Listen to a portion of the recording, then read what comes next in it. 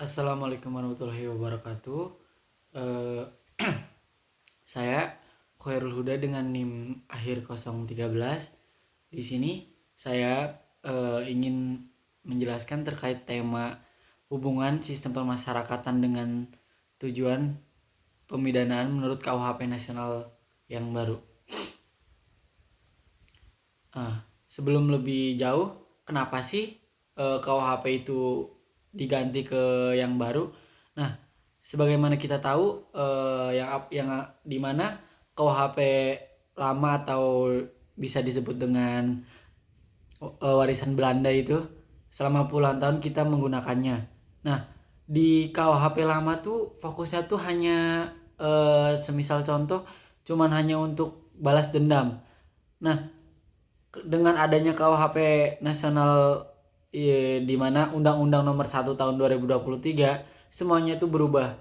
Yang dimana orang mikirnya dulu tuh kalau salah ya masuk penjara. Nah, akan tetapi sekarang tuh secara pandang kita lebih modern. Kita nggak lagi bicara soal penghukuman saja. Nah, akan tetapi dengan membahas terkait soal keadilan yang korektif, rehabilitatif, dan restoratif. Nah, di sini kan kita bisa simpulkan artinya apa. Nah, hukum sekarang tuh lebih peduli ke perbaikan dari si pelaku tersebut. Nah, dan pemulihan bagi yang jadi korban. Nah, di sini disinilah peran besar sistem pemasyarakatan itu juga dimulai, di mana saling keterkaitan antara KUHP nasional dengan sistem permasyarakatan itu sendiri. Tanpa sistem permasyarakatan yang kuat, nah KUHP nasional itu atau undang-undang KUHP nasional baru ini cuman akan jadi tulisan di atas kertas saja. Nah, di sini yang dimana artinya KUHP nasional dan sistem permasyarakatan itu sendiri saling berkaitan, tidak dapat dipisahkan. Yang selanjutnya mengenai tentang tujuan pemidanaan terkait di KUHP baru. Yang mungkin dimana lebih fokus di pasal 51 sampai pasal 54. Yang ditegaskan kalau pidana itu bukan buat menyiksa, akan tetapi yang sebagaimana tadi saya sebutin tadi mengenai tentang keadilan restoratif, rehabilitatif, dan restoratif itu sendiri. Ada 4 tujuan yang paling utama. Yang pertama, ada pencegahan, di mana di sini supaya masyarakat itu tahu gitu loh, mana yang boleh dan mana juga yang nggak boleh gitu. Jadi di pihak pelaku tuh tidak ada yang namanya untuk melakukan niat buat jahat lagi itu sendiri. Ya karena di situ ada kata pencegahan. Nah, dari kata pencegahan kita bisa simpulin sendiri kalau semisal itu tuh gunanya mencegah itu lebih baik daripada mengobati. Kalau semisal dalam pidana pun seperti itu. Yang kedua, ada rehabilitasi atau bisa dikatakan itu yang dimana memasyarakatkan. Nah, ini tuh poin yang paling penting. Kenapa? Di sini buat sistem pemasyarakatan pelaku itu dididik, di mana badan pemasyarakatan atau bisa disebut dengan Bapas itu pastikan mendidik si pelaku tuh agar lebih baik, yang dimana mungkin bisa menanamkan punya skill dan mental yang baru ketika semisal si pelaku tersebut tuh di apa ya namanya keluar dari sel tersebut. Nah, di sini kan peran rehabilitasi itu sangat penting agar si pelaku tuh apa yang namanya menyesali akan perbuatannya itu. Yang ketiga ada penyelesaian konflik. Nah, pasti di setiap ada masalah itu pasti ada penyelesaian. Yang dimana di hukum pidana sendiri itu apa yang namanya penyelesaian konflik itu yang paling utama. Dimana hukum itu hadir. Nah, bukan hanya sekedar untuk membalas perbuatan si pelaku. Nah, akan tetapi jadi dimana tuh untuk mendamaikan, dimana antara pelaku dan juga masyarakat tidak ada apa namanya tidak ada senggang gitu, dimana ketika semisal pelaku keluar dari penjara tersebut tuh pelaku tidak akan berbuat kejahatan lagi, yang dimana apa yang namanya, karena ada pencegahan, adanya rehabilitasi, adanya penyelesaian konflik, itu mungkin si pelaku tuh jerak juga. Yang keempat, yang paling terakhir nih, menumbuhkan rasa penyesalan dimana sejatinya manusia tuh apa yang namanya, tidak ada niatan berbuat kejahatan, akan tetapi karena mungkin ada sebab segala sesuatu yang mungkin memang dia lalai jadi melakukan tindak kejahatan. Nah, di sini di KUHP yang baru tuh, KUHP atau bisa dikatakan KUHP nasional tuh, dimana agar si pelaku tuh menyesali akan perbuatannya itu. Nah, dan pasti kan kalau semisal lu sudah menyesali, otomatis tidak akan mengulangi kesalahan yang sudah dibuat pas kemarin ketika melakukan tindak kejahatan, atau bisa disebut juga dengan mencegah residivisme. Nah, di KUHP baru tuh fokusnya tuh sekarang gimana caranya supaya setelah bebas itu si pelaku atau korban, dia nggak balik lagi ke apa yang namanya, ke ranah kejahatan lagi, yang dimana ini Bapas atau Badan Pemasyarakatan tuh tugasnya hanya untuk mendampingi gitu loh, biar agar lebih baik dari 3-4 poin yang tadi saya sebutkan.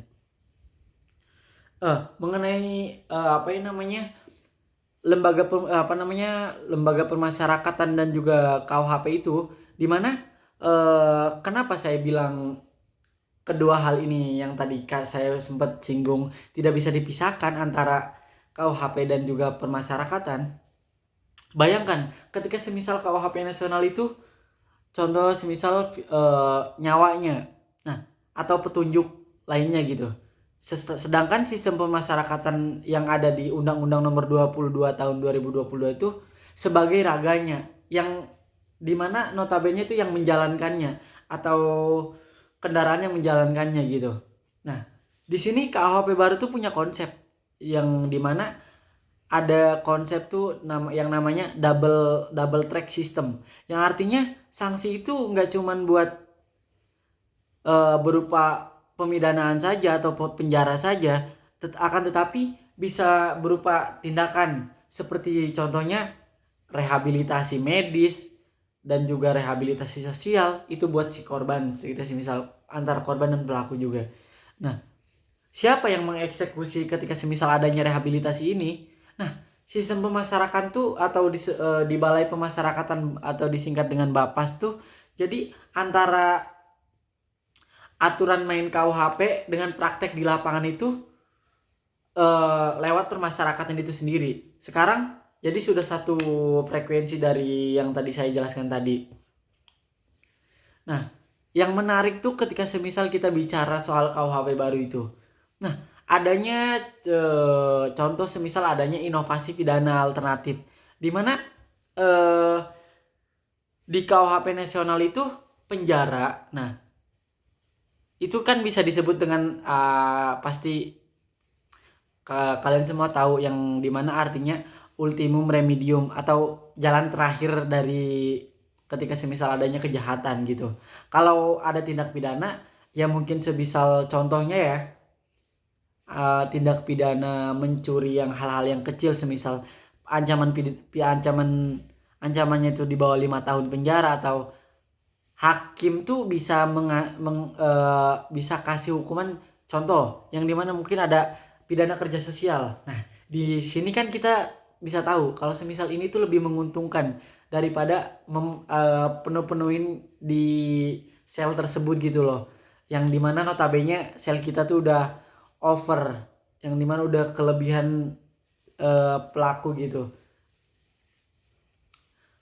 Nah, ketika semisal contohnya si pelaku yang melakukan tindak kejahatan itu mungkin suruh kerja buat kepentingan umum kah apa segala macam, ketika semisal ada yang saya dengar dari cuplikan Prabowo tuh, dimana apa yang namanya, si pelaku itu disuruh menanam apa gitu, menanam tumbuhan itu kan apa yang namanya programnya negara. Jadi kan lebih menguntungkan gitu daripada cuman hanya di sel saja gitu.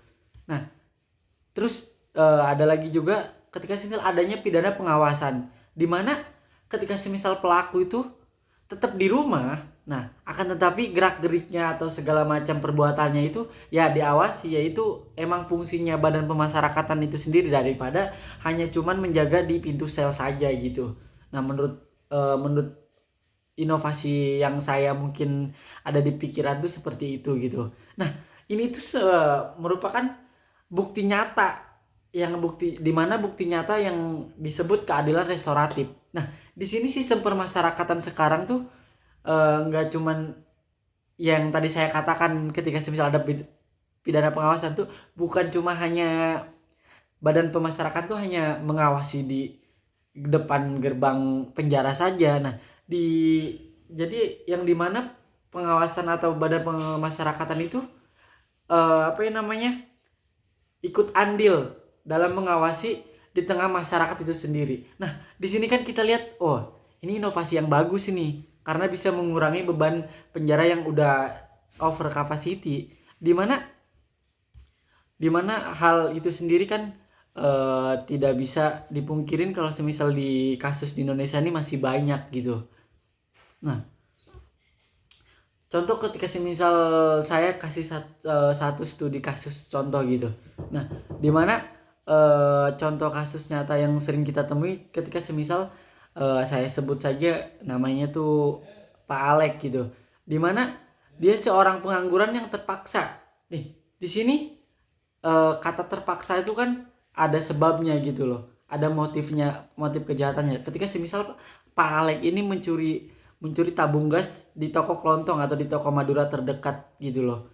Nah, misal cuman hanya nominal senilai 500.000 sendiri, karena sebab mungkin anaknya mungkin sakit atau tidak punya uang untuk berobat atau buat kebutuhan rumah tangga juga dari pihak istri. Di sini mungkin adanya mogok pekerjaan dia segala macam. Kan ini tidak bisa dipungkirin, emang negara kita ini juga tidak bisa melindungi masyarakat yang memerlukan bantuan gitu. Nah, jika semisal contoh dari kasus yang tadi saya ambil gitu, pakai menggunakan KUHP lama gitu, dimana di dalam aturan lama itu prosesnya kaku ya teman.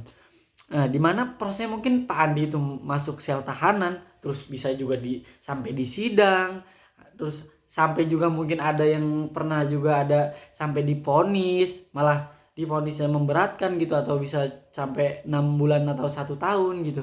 Nah, di sini kan emang dari sudut pandang kita sendiri juga kan KUHP nasional yang baru ini sangat bagus gitu dalam menanggapi akan hal ini ketimbang KUHP lama. Nah, ketika semisal adanya tadi yang saya sempat kasih tahu, kalau semisal sampai di sel kan ada yang namanya itu dampak. Nah, dampak dari pihak pelaku tersebut yang namanya dirugikan gitu. Nah, contoh ketika semisal di dalam lapas itu sendiri, si pelaku tuh mengalami kerugian batin maupun nafkah juga kan dari pihak keluarga gitu. Nah, di mana sesak over capacity. Nah, Pak Andi ini misal contoh di dalam penjara itu berteman dengan yang namanya di mana contoh ada pencuri profesional gitu. Nah, di sini kita bisa lihat gitu loh. Nah, dia bukannya malah jadi lebih baik, malah lebih berteman dengan misal contoh pencuri profesional, di mana ketika semisal dia keluar penjara tuh malah lebih melakukan tindak kejahatan yang luar biasa gitu. Nah, ketika semisal dari sisi kerugian, nah dia kehilangan pekerjaan ya, yang artinya dimana kan kalau semisal dalam sel dia tidak bisa bekerja gitu loh. Nah, yang di sini kan jadi stigma negatif, dan mungkin keluarganya sendiri yang tadinya cuman hanya 500.000 tuh jadi mungkin keluarganya makin terlantar, istrinya tidak ternafkahi. Nah, yang di sini akhirnya tuh bukannya malah mendamaikan atau semisal contoh agar Pak Alek ini bisa berubah gitu loh dari tindak kejahatan tersebut, yang malah yang malah lebih memperburuk keadaan gitu. Nah, nih kan tadi mungkin ketika semisal dari kita membandingkan KUHP lama ya. Nah, ketika semisal sekarang nih contoh menggunakan KUHP yang baru. Nah, dan juga ada sistem pemasyarakatan yang baru di Undang-Undang Nomor 22 tahun 2022 juga tuh. Nah, di sini kan kita bisa lihat, nah bagaimana sih KUHP nasional dan sistem masyarakat yang baru itu bekerja gitu dalam kasusnya yang tadi saya sebutkan, yang tadi Pak Alek itu sendiri. Nah, di sini yang pertama kan bisa mengambil langkah ya adanya keadilan restoratif, di mana restoratif justice di mana jaksa dan hakim tuh bisa menilai gitu, bisa melihat bahwa nilai curiannya itu kecil atau motifnya itu karena lebih besar atau karena terdesak, kan kita bisa lihat juga gitu loh. Mereka tidak akan langsung memenjarakannya gitu loh, tidak akan semena-mena cuman karena emang dia berbuat kejahatan langsung dimasukkan ke penjara kan. Di sini kan kita bisa lihat dulu gitu.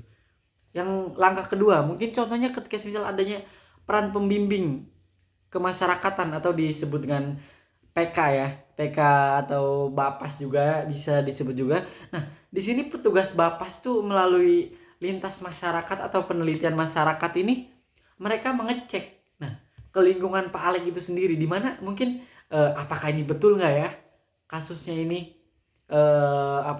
pure motif kejahatannya itu tidak ada sangkut pautnya dengan keluarganya gitu loh. Nah, apakah dia emang ada istilahnya contoh catatan kriminal apa enggak gitu loh. Nah, betulkah dia orang baik apa enggak? Nah, kalau semisal contoh orang baik, nah di sini kan Pak Alek itu sendiri merasa dirugikan banget gitu loh dengan adanya peraturan misal contoh menggunakan KUHP lama nih. Di KUHP baru tuh emang seperti itu. Jadi di mana adanya penelitian masyarakat atau disebut juga dengan litmas ya. Nah, yang mungkin langkah selanjutnya ada yang namanya mungkin ketika semisal udah divonis gitu. Nah, adanya mungkin saya kasih di pas tadi di inovasi itu kan adanya pidana kerja sosial yang alih-alih di penjara tuh hanya mungkin cuman memenuhi sel saja gitu loh. Nah, bisa jadi mungkin hakim tuh memutuskan kalau Pak Alek ini ada menjalani pidana kerja sosial. Nah, pidana kerja sosial semisal contoh 3 bulan gitu loh. Uh, Dalam pelaksanaan itu mungkin Pak Alek nih wajib membersihkan tempat ibadah atau membantu di kantor desanya sendiri gitu loh. Tapi sorenya dia tetap bisa pulang untuk merawat anak-anaknya agar tercukupi dan mungkin bisa juga mencari kerja yang halal. Nah, di sini kan peran badan pemasyarakatan itu andil gitu loh. Bukan hanya cuman jaga gerbang sel saja gitu. Di KUHP baru tuh banyak inovasi yang baru gitu loh, yang bagus diterapkan juga. Nah, di sini kan teman-teman bisa tahu juga gitu loh dalam kasusnya Pak Alek itu sendiri, bisa lihat hubungannya tuh antara KUHP nasional tuh dan sistem pemasyarakatan atau disebut dengan Bapas ini di mana saling terikat gitu. Ketika semisal KUHP nasional itu memberikan pintu hukumnya atau bisa disebut dengan pasal pidana kerja sosialnya gitu.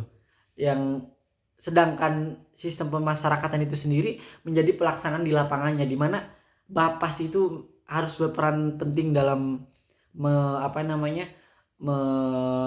mengadili pelaku tersebut gitu loh. Nah, di mana hasilnya tuh negara tuh tidak perlu bayar biaya untuk biaya makan Pak Andi, Pak Alek juga gitu loh. Yang tadi saya kasih contoh Pak Alek itu.